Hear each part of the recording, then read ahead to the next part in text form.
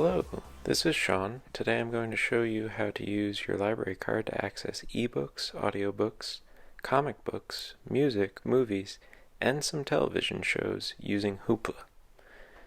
I am using my Apple iPad today, so first we will go to the App Store and search for Hoopla and download the app called Hoopla Digital. If you are using Hoopla for the first time, you will select Don't Have an Account, Sign Up. Then you'll enter your email address and create a password. You will then be prompted to find your library, so we'll search for Valley Cottage Library. Following that, you'll be prompted to enter your library card number, which can be found on the back of your card, and your PIN, which by default is the last 4 digits of your phone number.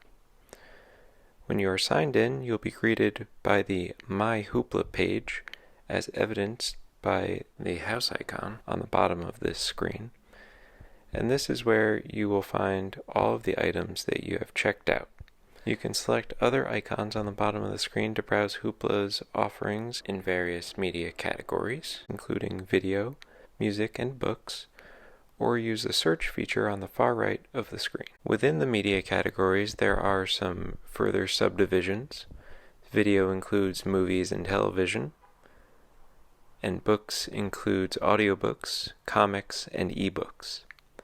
The default sorting is by items that are the most popular, but you can also choose recommended or featured, and there are additional filtering and sorting options on the top left and right corners, respectively.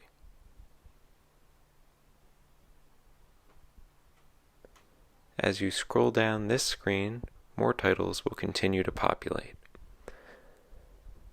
Let's select this ebook here, The Bad Seed. You are now taken to a description of the book and can press the blue Borrow button to check out the title. You can download the title to your device and then begin to read it.